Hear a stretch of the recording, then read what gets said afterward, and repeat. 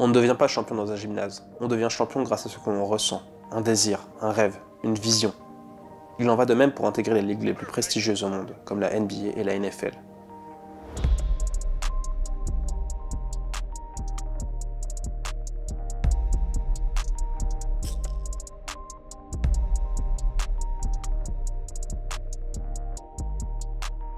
Des sportifs tricolores ont réussi cet exploit, et sont d'ailleurs de plus en plus nombreux à tenter leur chance au pays de l'oncle Sam. En 2005, ce fut notamment le cas pour Michael Gelabal, sélectionné en 48e position de la draft par les Seattle Supersonics. Je joue au Real de Madrid, j'ai pas pu partir faire les recards au mois de juin et tout, parce que nous on faisait encore les playoffs et du coup je suis arrivé la veille de la draft, donc c'est un jour, c'est un jour formidable pour moi. Je pensais pas être drafté déjà. Et c'était la dernière année où je pouvais laisser mon nom, donc je l'ai laissé jusqu'à la fin et je suis parti voir au moins comment c'était ce qu'on appelle la draft, quoi. Bah, ça a été compliqué parce que j'avais déjà re-signé au Real, donc je suis pas parti l'année où j'étais drafté, je suis parti l'année d'après. Donc c'était différent. J'ai pu discuter pendant toute cette année-là, j'ai pu discuter avec les gens de Seattle et de voir qu'est-ce qui m'attendait vraiment là-bas. Et ensuite, quand je suis arrivé là-bas, il y avait un Français qui jouait déjà là-bas. Il y avait un Sénégalais qui arrivait en même temps que moi, Mohamed Sahersen. Donc du coup, on était tout le temps ensemble. Donc l'adaptation, ça s'est plutôt bien passé. Je connaissais déjà les gens avant de venir. Mon anglais, il est toujours pareil, pas bon. mais j'arrive à me débrouiller quand même. En 2 saisons sous les couleurs des Supersonics, Michael Gelabal réussit à se faire une place dans l'effectif vert et jaune.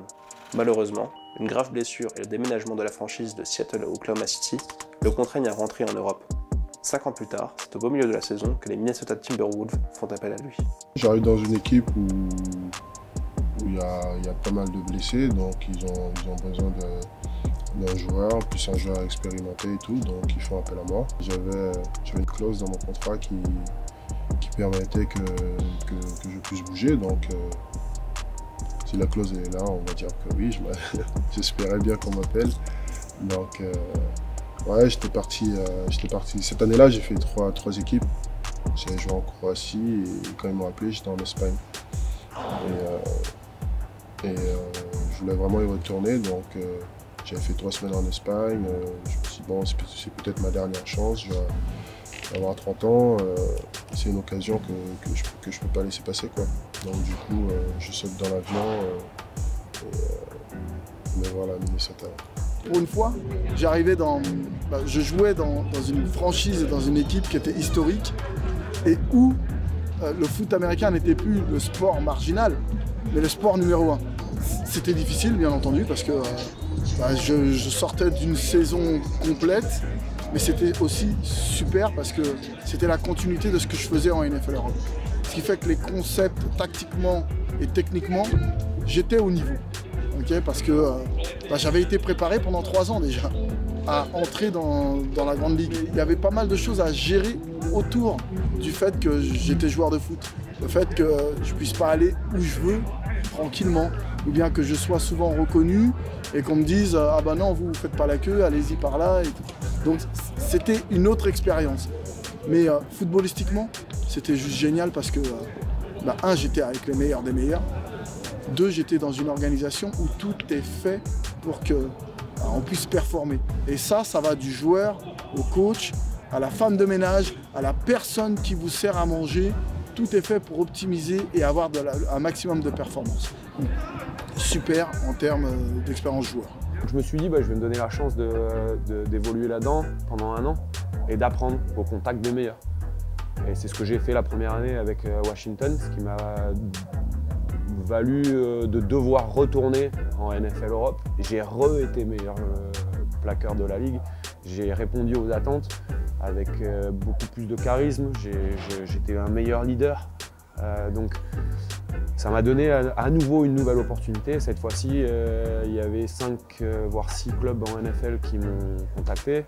C'est moi qui ai choisi les Carolina Panthers parce que le roster au niveau des linebackers était favorable selon moi. Mais il y avait des équipes comme Buffalo, comme les Patriots, comme d'autres équipes quoi, qui m'avaient fait venir pour faire des tests, etc. Mais j'avais préféré Carolina.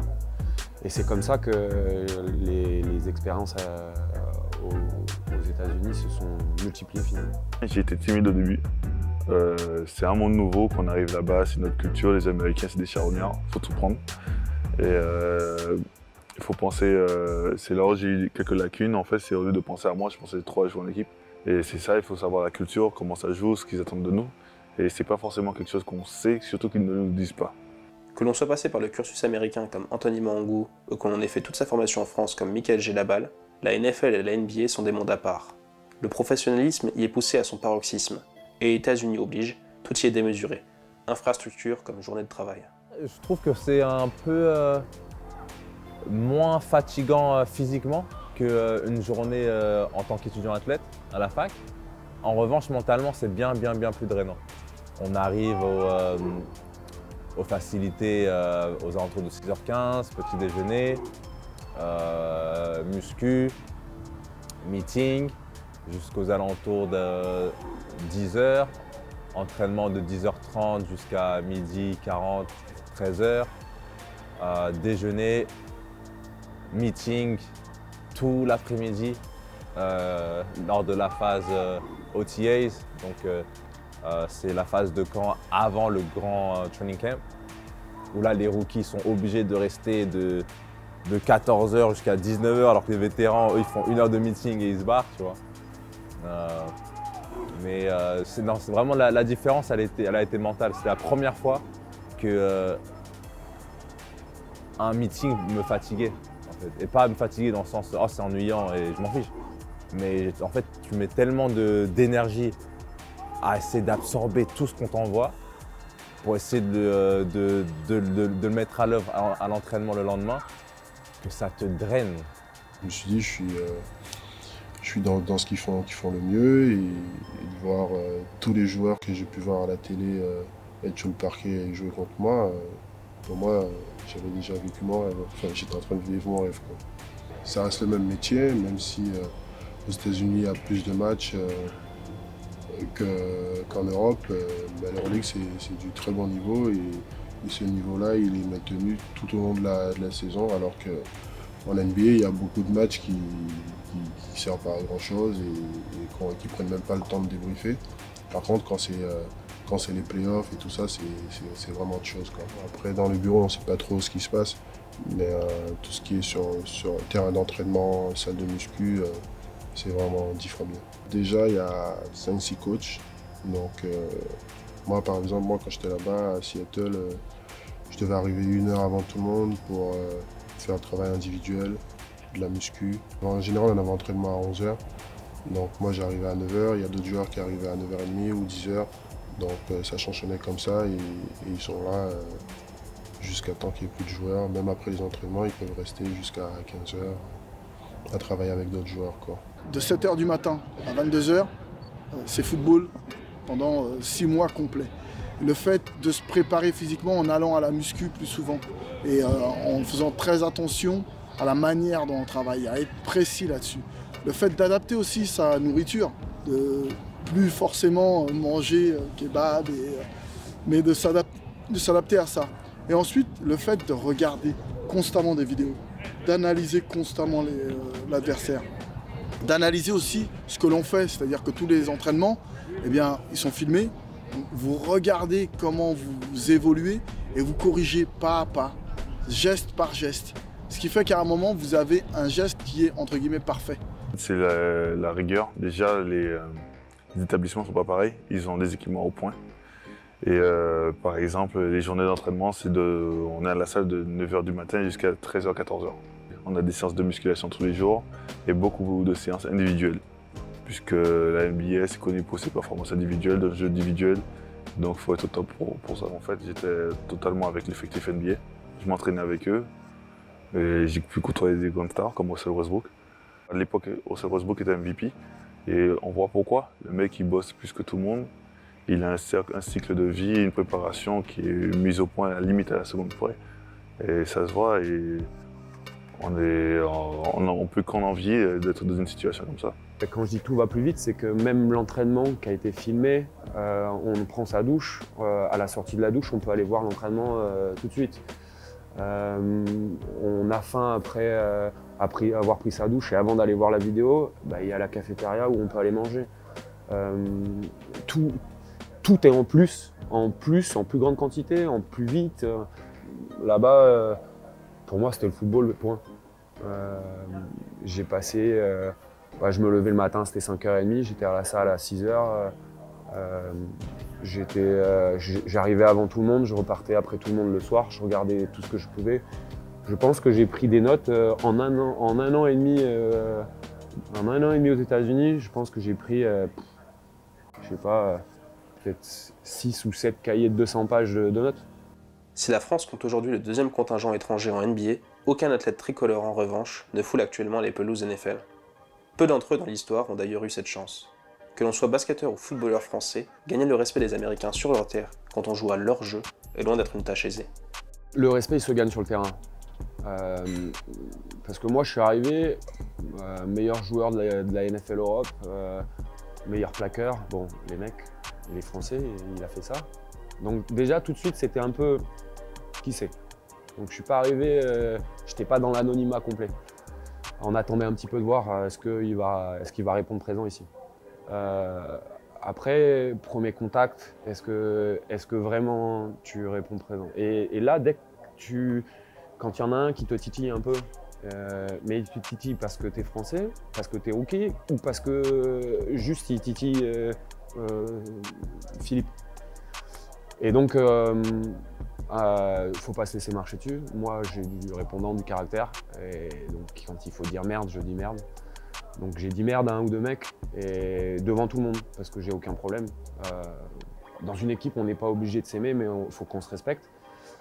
Et donc si on n'est pas capable, moi j'ai aucun problème à dire que j'ai pas besoin de toi pour vivre dans cette équipe, t'as pas besoin de moi, viens on est coéquipiers, mais on se parle pas.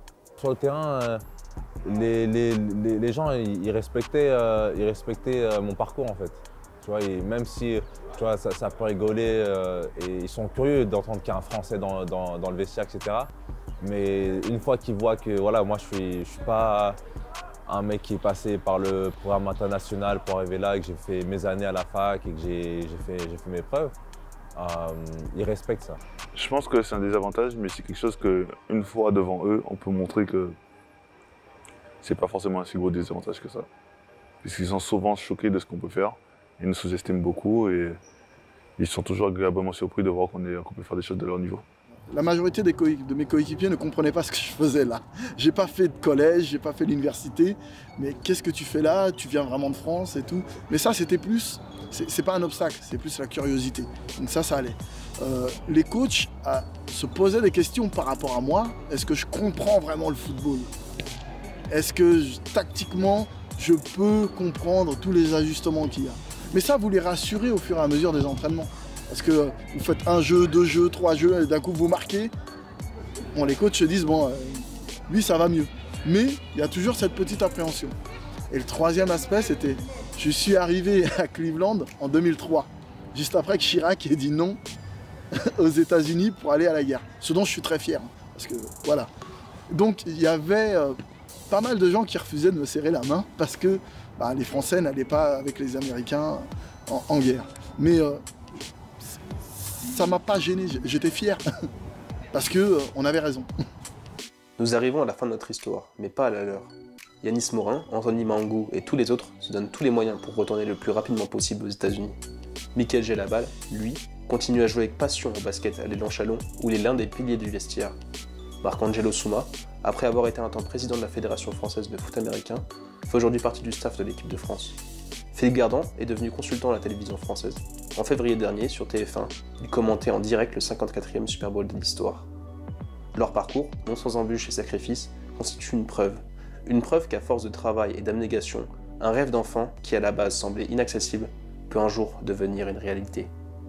Mon rêve de NFL. Je suis parti en étant confiant que moi je pouvais le faire. Vraiment, mon rêve, ce serait gagner un titre NBA. Les joueurs d'Europe qui sont allés en NBA, il y en a vraiment plus. Si tu n'allais pas aux États-Unis, pour jouer en NFL, tu n'avais pas il n'y a pas grand espoir. Certes, c'est un échec, mais il y a toujours d'autres moyens d'y arriver. C'est un joueur formidable pour moi. Je pensais pas être drafté. Tout est en plus, en plus grande quantité, en plus vite.